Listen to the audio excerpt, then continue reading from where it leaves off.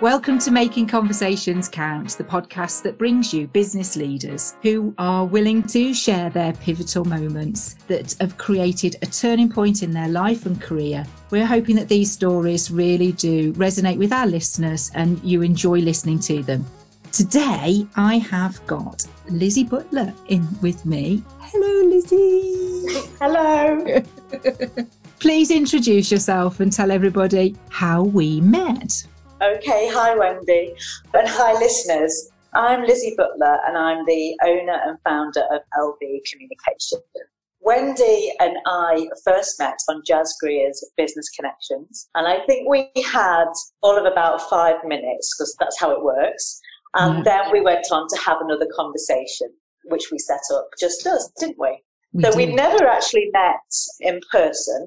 We've just met via Zoom, the sort of platform for doing business at the moment, isn't it? Yeah. And it was funny, Wendy, because I was thinking about this the other day and thinking about making conversations count, because communication, of course, is what I do. And I help individuals and businesses to communicate better, both formally and informally, so they can get even better results than they're already getting. And I was thinking about you and I and thinking about, well, isn't it funny how we've only had 2 conversations, one of them being 5 minutes. Which was at about 100 miles an hour.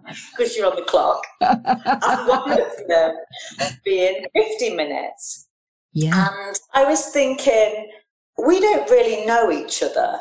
I couldn't tell you what your favourite hobby is or your favourite food. And I don't think you would be able to tell me mine either. Yes. Drink, maybe. G&T. Yeah, we covered that one. Absolutely. Yet I was thinking that if I knew somebody who was looking for your services, I would absolutely recommend you. And then I thought about that to myself and I thought, well, that's a big step to recommend somebody who you don't really know on a personal level. That's a big step. Because, of course, when you recommend somebody and refer somebody, you're also putting your own reputation on the line as well. And yet I'd be more than happy to do that, even given that we've only had 2 conversations. And I thought, well, why is that? And then I thought, well, it's because as human beings, we are emotional before anything else. We're emotional first, second and third. And the cliche, people buy from people, is absolutely true. And I would like to add on, people buy from people they know, like and trust. And I think with you and I certainly felt like we instantly connected, we instantly clicked, and that trust factor absolutely is there. And that was 2 conversations. I've got goosebumps, Lizzie. I've got goosebumps because this is just how unscripted these shows are, everybody. I agree with you emphatically, though, Lizzie, that we laughed so much in that first 5 minutes because there's such a synergy in what we do in terms of helping people be themselves in their communication. You have a different route to market to mine, but essentially we do the same thing. So we come across the same scenarios, and I just knew straight away that I needed to get to know you that little bit better. And I think from that second conversation, I was like, will you come on my podcast, please? Because I just think that there is a story to be told and to be shared, and it is about making those conversations count. Isn't it strange that we've not met? Yet what you've said is that you would recommend me, and likewise. So there is hope that we might not be physically connected, but we are socially connected. Yeah, and also I know for some people, they can find it more difficult influencing over the telephone or online as opposed to face-to-face. My answer to that is, well, certainly when I'm selling over the telephone, or should I say communicating over the telephone, I sometimes close my eyes, Wendy, because I don't need my eyes to listen. Yes. Because when you listen and really, really also observe, so that then you're able to adapt your communication. Because I might be talking to a client. In fact, I'll give you an example. It's a company who I'm working for. And I was calling a number of clients, and this particular one, we had 2 conversations, and it transpired that we could save that client in the region of about £4,000. Not to be sniffed at then? No, not to be sniffed at, no. And he asked me to put together a proposal, which I did, and send back to him. And then I followed up on the proposal. And when he answered the phone, and it was an agreed time to call, I could hear in his voice that it wasn't a good time. Mm-hmm. Even though we'd agreed that time, I could hear in his voice that it wasn't.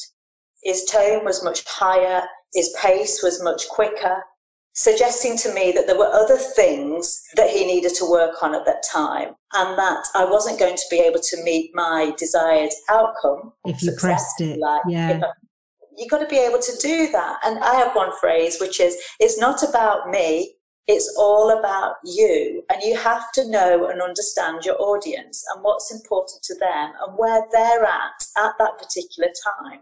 Because we know that when we communicate, we don't operate and exist in a vacuum. And therefore I could say something to you, Wendy, that might have a negative effect. I might say something that I'm not aware of, that you have a negative connotation with that particular word or phrase or whatever it may be. And if I don't observe that, and if I don't hear that change in your voice or in your body language, then I'm going to keep going down that path, which is going to make you feel negative towards me. Yeah. So I've got to be able to stop that so that I can lead you emotionally to the place where I need you to be, so that you like and trust me.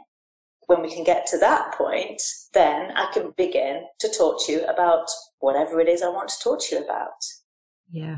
It's powerful, isn't it? The art of that. I did an article. Everybody's doing Zoom meetings. Zoom. And not only is it zapping everybody's energy, but it's sapping your time. So your targets are not going to be met because you're not going to be as productive. My article was kind of along the lines of, do that first Zoom. Get that first rapport built. Agree your next actions, but follow it up with a phone call. You really do have to concentrate on listening to what's happening. And if you've got that rapport, you'll be able to tap in quickly to that personality. Yeah. And you get so much time back because, let's face it, you'll book out 15 minutes and you'll fill 15 minutes. Certainly for some of the clients that I work with, they're potential customers. Not a chance would I have to meet them over Zoom. It's all the telephone. They have just got too much on their plate. So when I talk to them, I've got to be able to know how to manage my physical and emotional state so that I deliver the key message that I want them to receive and take away from them. And know that this is just a piece of the puzzle. Yeah, and it takes practice. It takes consistency. And you do need to get into the zone. If you're not going to be feeling it today, don't do it. It's not worth it. We've all done that, haven't we? When we've ignored our emotional state and then tried to get on the phone and communicate well. Yeah, go do something you hate. Take it out on something you hate. It never ceases to amaze me how people will press on, no matter whether it's a conversation or an action, when they should really just rein it back and do something else. Absolutely. And I think the question that people should think about is, how do they want that person to think about you or feel about you when they put the phone down? So, for instance, the potential customer who I'd called and with the money saving, I said to him, I can hear this isn't a good time for you now. Would it be better for us to reschedule this? And he said, oh, Lizzie, that would be so much better for me. Thank you so much. Yeah. I'm on a different level then now, because then I've built a little bit of empathy and trust. And he knows that I can hear him. And I mean really hear him. Because a lot of people just talk. They think a conversation is about talking. And of course it isn't. No, it's not. Before we try and save the world from their bad sales calls, I'm going to bring it right back to what I got you here for, Lizzie, which is for you to share your pivotal moment with us. I know that you've been scratching your head and you've been thinking hard about this. So please tell us about your pivotal moment. This is something which was really pivotal for me 3 years ago, yet it's something that I continue to practice every single day. And it's also something that I think everybody should think about. It was back in February 2017, and the conversation that changed my life is the one that I have with myself. Interesting. For so many years, whilst I was successful, I wasn't quite as successful as I am now. And that's because I changed the way I talk to myself. Because conversations count and words matter. The words we say to ourselves matter.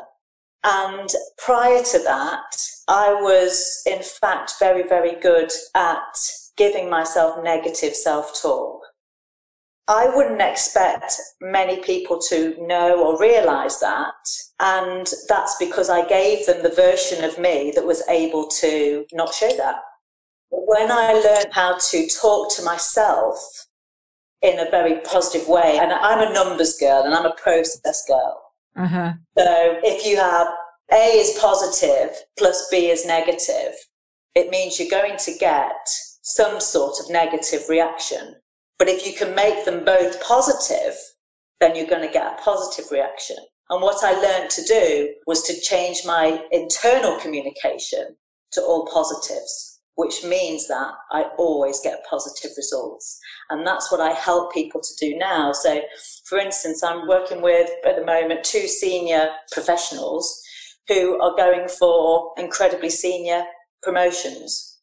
And I know they will both get this job. I know they will.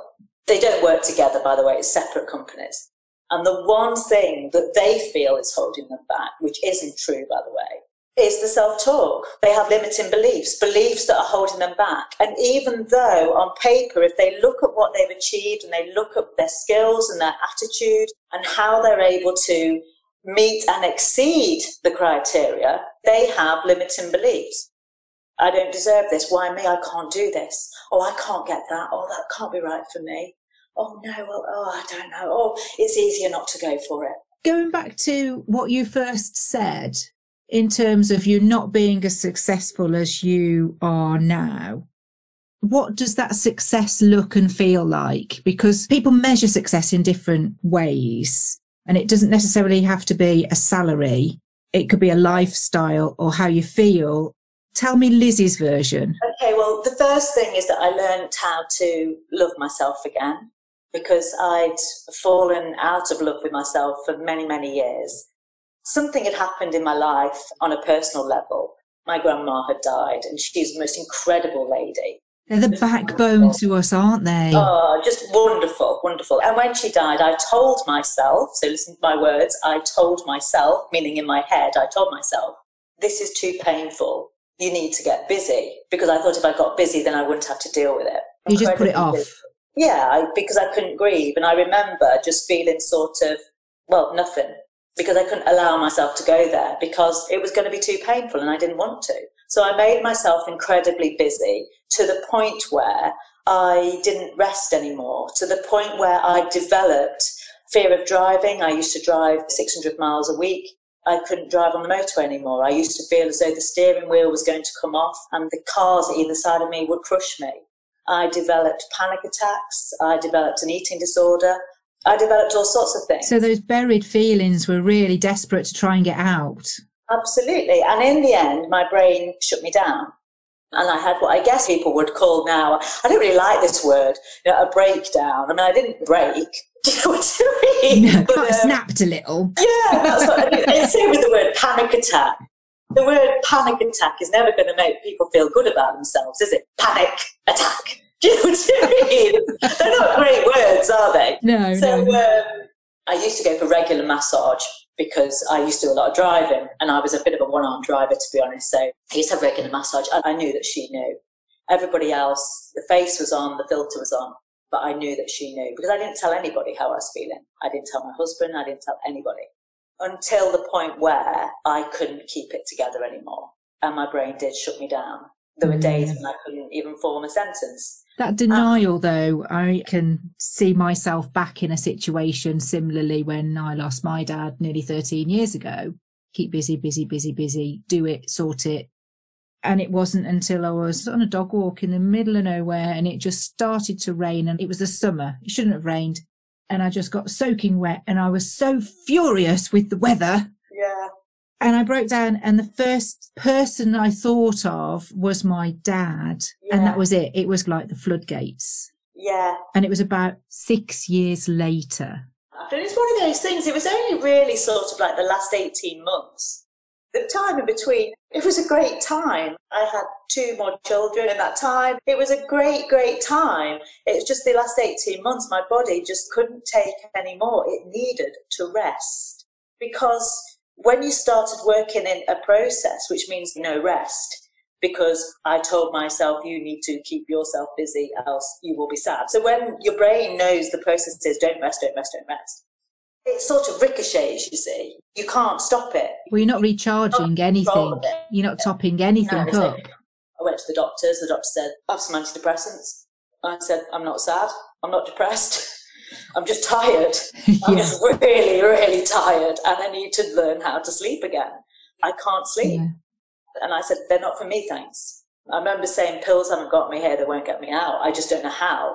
And I was introduced by Kath to Chris Parker, who is a communication specialist, amongst other things. He gave me the skills, the attitude, the process to retrain my brain. And within 2 sessions, I felt like a completely different person. Panic attacks, no more. Never, ever had one. I understand it's a process. And like with anything, if you do one process and that leads to another and another and another, then you'll get a desired end outcome, a result. Well, if you don't want to get that result, change your process. I worked with Chris on a personal level, and then this was quite funny. It wasn't long before I said, well, my God, I felt really, really, really bad for so long. And now I feel so good. And I remember saying to him, we've got to do something with this. We need to work together. If we can have this effect on a personal level, then how can we use this personally and professionally so that we can communicate better, so that we can influence more positively, so that we can give people the skills, the attitude, so they can control their emotions, their physicality, so they can present better, they can pitch better, they can get the interviews, they can get the jobs, they can negotiate with confidence. And that's where it's come from. So it's really, really exciting. So that was sort of in February 2017. By the October, I'd become a NLP practitioner. I'd trained with the world's #1, Dr. Richard Bandler, and John Laval and Kathleen Laval, some of the world's best corporate consultants. The following year, I became a master practitioner in neurolinguistics. I tripled my income.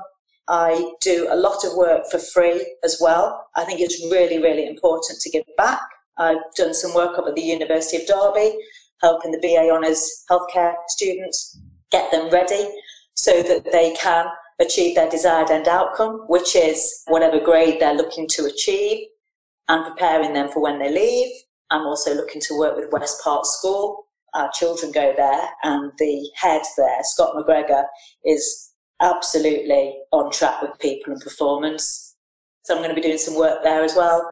And Chris and I are now in a planning and preparation stage whereby we're putting together a training program, a high quality training program, which will have different tiers so that anyone can access high quality communication training so that they can achieve the results they want and live their life in whatever ways they choose. I'm really, really passionate about people and their performance, and I don't believe that it should be just for those who have the monetary funds to do that. It has to be different levels so that everybody can access high quality training so that we can really, really raise our game and get going. You know what my creative brain is like? I could just see that you are the amplifier for it.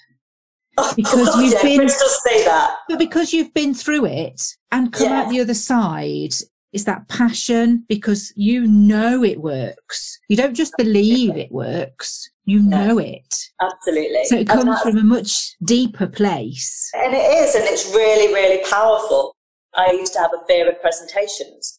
Ask me to go into a room, network with 300 people, find out details about every single one. Bread and butter.